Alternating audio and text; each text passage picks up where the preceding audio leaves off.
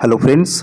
तो दोस्तों आज मैं आप लोग को हिंदी का एक बहुत ही अच्छा और प्यारा सा सेट कराने जा रहा हूं, जिसमें दोस्तों आप लोग को कुछ क्वेश्चन ग्रामर से देखने मिलेगा और कुछ क्वेश्चन दोस्तों रहेगा आप लोग का पेडागोजी का। ठीक है, ये दोस्तों आप लोग का पेपर 1 के लिए है। यहाँ पर आप लोग को 30 क्वेश्चन देखने मिलेगा और 30 के 30 क्वेश्चन दोस्तों आप लोग के पेपर के आधारित पर ही मैंने चूज किया है। तो दोस्तों वीडियो को आप लोग लास्ट तक देखिएगा, यहाँ से आप लोग को बहुत ज़्यादा फायदा होने वाला है। देखिए सवाल नंबर 1 में आप लोग का क्या है। सवाल नंबर 1 में है दोस्तों कि ढेर शब्द जो है इसमें कौन सी संज्ञा है। क्या बोला दोस्तों, ढेर। इसको स्पेलिंग जो है अच्छी तरह से आप लोग देख लीजिए, ढेर। तो इसमें कौन सी संज्ञा है। ऑप्शन में आप लोग का दिया हुआ है समूहवाचक संज्ञा, ऑप्शन 2 में है भाववाचक संज्ञा, ऑप्शन 3 में है जातिवाचक संज्ञा और ऑप्शन 4 में आप लोग का है व्यक्तिवाचक संज्ञा। तो दोस्तों ढेर का मतलब क्या होता है, पहले हम लोग इसी को जान लेते हैं। ढेर का मतलब होता है दोस्तों बहुत, यानी एक साथ बहुत, जो समूह में रहता है उसी को हम लोग क्या कहते हैं दोस्तों, ढेर। ढेर ही नहीं आता है, ढेर के साथ और भी आता है, जैसे गुच्छा आता है, चाबी का गुच्छा। ये सारे दोस्तों जो आते हैं, जैसे आर्मी हो गया, ये सारे जो आते हैं ये आप लोग का समूहवाचक संज्ञा के अंतर आते हैं, जिसको क्या कहते हैं दोस्तों, कलेक्टिव नाउन कहते हैं। तो ऑप्शन नंबर हमारा कौन सा हो जाएगा, ऑप्शन नंबर 1 यहाँ पर राइट आंसर हो जाएगा। ठीक है, ढेर हो गया, गुच्छा हो गया, आर्मी हो गया, उसके बाद हो गया वर्ग हो गया, ये सारे के सारे दोस्तों आप लोग का कौन सा है, कलेक्टिव नाउन। ठीक है, चलिए नंबर 2 सवाल। और नंबर 2 में आप लोग का सवाल है दोस्तों कि किस समूह में सभी सर्वनाम जो है प्रश्नवाचक है, यानी प्रश्नवाचक दोस्तों इस तरह से रहता है। ठीक है, तो कौन सा ऐसा समूह है जिसमें सभी जो सर्वनाम है क्या है, प्रश्नवाचक है। ऑप्शन 1 में है कौन क्या किसने, ऑप्शन 2 में है जो कोई वो, थर्ड में है जिनका जो किनका और ऑप्शन 4 में है आप लोग का है जिन्होंने उन पर उनको। तो दोस्तों इनमें अगर देखा जाए तो ऑप्शन आप लोग एक को देख सकते हैं जिसमें सभी जो है क्या है आप लोग का प्रश्न आता है, जिसमें सभी। ठीक है, कौन क्या और किस में, इन सभी में दोस्तों क्या लगता है, प्रश्नवाचक चिन्ह लगता है। तो पहला ये आंसर जो हमारा है क्या, इसमें राइट आंसर हो जाएगा। नंबर थर्ड में आप लोग का सवाल है दोस्तों कि भाषा सीखने के क्रम में बालक के अंतर्गत सर्वप्रथम किस अभिव्यक्ति का विकास होता है। ऑप्शन 1 में है सांकेतिक, ऑप्शन 2 में है मौखिक, ऑप्शन 3 में है लिखित और ऑप्शन 4 में आप लोग का है शिक्षित। ठीक है, ये आप लोग का शिक्षक नहीं है, ये आप लोग का क्या है दोस्तों, ये आप लोग का शिक्षक नहीं है। ठीक है, इसमें कुछ और ऑप्शन था, इसमें क्या हुआ है दोस्तों, प्रिंट में मिस्टेक हुआ है। ठीक है, तो इसको ऑप्शन छोड़ दीजिए आप लोग, बाकी आप लोग के पास 3 ऑप्शन बचा है। तो आप लोग देख सकते हैं कि भाषा सीखने के क्रम में बालक के अंतर्गत सर्वप्रथम किस अभिव्यक्ति का विकास होता है। सबसे अगर पहले विकास होता है दोस्तों तो वो होता है आप लोग का मौखिक का। ऑप्शन नंबर 2 इस क्वेश्चन का राइट आंसर यहाँ पर हो जाएगा। चलिए नंबर 4 में आप लोग का सवाल है यहाँ पर कि 50,000, ठीक है, 50,000 शब्द बालक किस आयु सीमा में सीखता है। ऑप्शन 1 में है 4 से 6 वर्ष के अंतर, उसके बाद है 6 से 8 वर्ष, ऑप्शन 3 में है 9 से 11 वर्ष और ऑप्शन 4 में आप लोग का है 12 से 15 वर्ष। तो 50,000 शब्द दोस्तों बालक किस आयु में सीखता है, इस आयु को याद रखिएगा आप लोग, 9 से 11 वर्ष। ठीक है, तो 9 से 11 वर्ष जब बालक का हो जाता है तब वो 50,000 शब्द अपने दिमाग में इकट्ठा कर लेता है। नंबर 5 में आप लोग का सवाल है कि संस्कार शब्द में निम्नलिखित में से कौन सा उपसर्ग है। ठीक है, उपसर्ग उसे कहते हैं जो शब्द के पहले जुड़ता है, किसमें, शब्द के पहले जुड़ता है। ठीक है, ऑप्शन ए में है सम, ऑप्शन 2 में है सम, उसके बाद है सन और सन। तो दोस्तों इसमें इसका राइट आंसर हो जाएगा ऑप्शन नंबर 2। ठीक है, यानी सम, स और म में जिसको हलंत कहा जाता है। तो संस्कार शब्द में निम्नलिखित में से कौन सा उपसर्ग है, सम। ठीक है, चलिए आगे बढ़ेंगे। नंबर 6 में आप लोग का सवाल है कि बादशाह जो है इसका स्त्रीलिंग रूप क्या है। बादशाही, ऑप्शन 2 में है बादशाहीन, ऑप्शन 3 में है बेगम और ऑप्शन 4 में आप लोग का है बादशाहीन। तो दोस्तों बादशाह का जो स्त्रीलिंग रूप होता है वो आपका कौन सा हो जाएगा, इसका हो जाएगा दोस्तों आप लोग का बेगम, यानी ऑप्शन नंबर 3 इस क्वेश्चन का राइट आंसर हो जाएगा। नंबर 7 में आप लोग का सवाल है कि आपके अनुसार कक्षा संप्रेषण कैसा होना चाहिए। क्या कठिन होना चाहिए, क्या सामान्य होना चाहिए, क्या इंटरेस्टिंग होना चाहिए यानी रोचक होना चाहिए, या फिर प्रभावित होना चाहिए। तो दोस्तों इसके अनुसार क्या होता है कि कक्षा संप्रेषण का जो बर्ताव होना चाहिए वो क्या होना चाहिए, वो होना चाहिए दोस्तों इंटरेस्टिंग यानी रोचक होना चाहिए, जिसमें बच्चा जो है खेल कूद के माध्यम से अपने ज्ञान को अंदर कर सके यानी ज्ञान को ले सके। नंबर 8, उदाहरण देकर नियमों का निर्धारण किया जाता है। कैसे? विशेष से सामान्य की ओर नियम में, सरल से जटिल की ओर नियम में, मनोवैज्ञानिक से तार्किक की ओर नियम से, या फिर आगमन से निगमन की ओर नियम में। ठीक है, तो उदाहरण देकर नियमों का जो निर्धारण किया जाता है वो होता है दोस्तों आगमन से निगमन। ठीक है, आगमन से निगमन की ओर नियम में, यानी ऑप्शन नंबर 4 इस क्वेश्चन का यहाँ पे राइट आंसर हो जाएगा। चलिए नंबर 9 सवाल। नंबर 9 में आप लोग का सवाल है कि आरंभ में इनमें से किस सिद्धांत के आधार पर बालक भाषा सीखता है? बहुमुखी प्रयास के सिद्धांत पर, ऑप्शन 2 में है मनोरंजन के सिद्धांत पर, ऑप्शन 3 में है अनुकरण के सिद्धांत पर, और ऑप्शन 4 में आप लोग का है अभ्यास के सिद्धांत पर। तो दोस्तों प्रारंभ में जब भी बालक जो है कोई भी भाषा सीखता है तो अनुकरण के माध्यम से सीखता है। ठीक है, यानी कॉपी करके सीखता है। और इस अनुकरण का सिद्धांत जो दिया था दोस्तों वो दिया था आप लोग का हिलगार्ड ने, याद रखिएगा हिलगार्ड ने। ठीक है, चलिए आगे बढ़ेंगे। नंबर 10 सवाल। नंबर 10 में आप लोग का सवाल है कि शिशु की जो प्रथम भाषा है, ठीक है, वो क्या है? अंग्रेजी है, ऑप्शन 2 में है मातृभाषा, ऑप्शन 3 में है हिंदी, और ऑप्शन 4 में आप लोग का है राष्ट्रभाषा। तो दोस्तों शिशु का जो प्रथम भाषा होता है वो आप लोग का होता है मातृभाषा, यानी जिसको इंग्लिश में कहा जाता है मदर टंग। नंबर 11 और 11 में सवाल है कि अच्छा शिक्षक होता है पूर्व ज्ञान पर आधारित होता है, यानी जिसका पहले ही कुछ ज्ञान हो, क्रिया आधारित होता है, उद्देश्यपूर्ण होता है, या फिर यह सभी गुण होना चाहिए। तो दोस्तों एक अच्छा शिक्षक में पूर्व ज्ञान पर आधारित विद्या होनी चाहिए, क्रिया आधारित होनी चाहिए, और उद्देश्यपूर्ण भी होना चाहिए, यानी इन क्वेश्चन का राइट आंसर हो जाएगा दोस्तों ऑल ऑफ दीज। नंबर 12 में आप लोग का सवाल है व्याकरण से कि सुख और दुख शब्द में कौन सा समास है? बहुब्रीहि समास, द्वंद्व समास, अव्ययीभाव समास और कर्मधारय समास। ठीक है, तो दोस्तों जिसमें भी आप लोग का डैश लगा रहता है, देखिए यहाँ पर आप लोग का क्या लगा हुआ है, डैश लगा हुआ, डैश लगा है।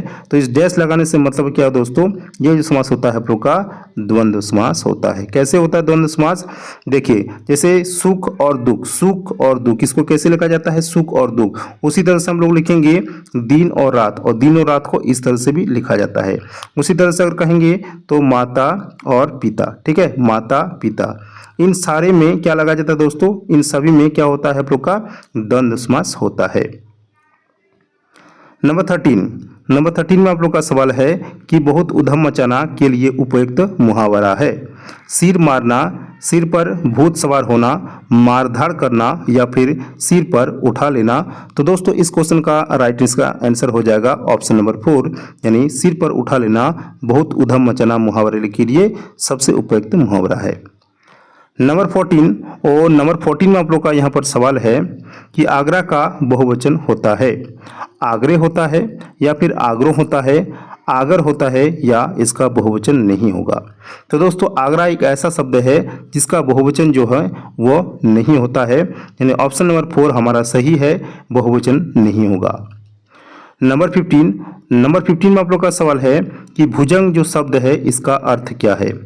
क्या इसका अर्थ गज होता है, सुअर होता है, भुजाएं होता है, या फिर सांप होता है? तो दोस्तों भुजंग शब्द का शाब्दिक अर्थ होता है आप लोग का सांप, जिसको आप लोग स्नेक कहते हैं। चलिए नंबर 16 में सवाल है कि रोपना का विलोम शब्द है। ऑप्शन ए में है मिलाना, ऑप्शन 2 में है उखाड़ना, ऑप्शन 3 में है स्थापना, या फिर इनमें से कोई नहीं। राइट इसका आंसर हो जाएगा दोस्तों ऑप्शन नंबर 2, यानी उखाड़ना। रोपना का विलोम शब्द क्या होता है? ऑपोजिट वर्ड जो होता है वो क्या होता है? उखाड़ना होता है। नंबर 17 में आप लोग का सवाल है कि भाषा शिक्षण में अनिवार्य है। क्या अनिवार्य है? मानक भाषा पर बल का, समग्रतावादी दृष्टिकोण का, विशेष आवश्यकता वाले बच्चों के साथ भिन्न व्यवहार तो हम लोग को करना ही नहीं चाहिए, बर्तन संबंधी गृह कार्य, होम टास्क भी नहीं होगा, ठीक है, और किसी भाषा पर हम लोग को बल भी नहीं चाहिए। तो राइट इसका आंसर हो जाएगा दोस्तों ऑप्शन नंबर 2, यानी भाषा शिक्षण में अनिवार्य है समग्रतावादी दृष्टिकोण का। नंबर नंबर 18 में सवाल है कि भाषा शिक्षण की अनुवाद विधि क्या है। मातृभाषा को मध्यस्थ नहीं बनाती, मातृभाषा की अपेक्षा करती है, मातृभाषा को मध्यस्थ बनाती है, या फिर लक्ष्य भाषा को ही श्रेष्ठ सिद्ध करती है। इस क्वेश्चन का आपका राइट आंसर हो जाएगा दोस्तों ऑप्शन नंबर 3, यानी मातृभाषा को क्या करती है, मध्यस्थ बनाती है। नंबर 19 में आप लोग का सवाल है कि अस्वाभाविक शब्दों में इनमें से क्या है। देखिए, अस्वाभाविक शब्द एक ऐसा शब्द है दोस्तों जिसमें आप लोग का अस्वाभाविक, ठीक है, जिसमें क्या आता है, आ आता है, ठीक है, और भाविक, ठीक है, यानी इक आता है।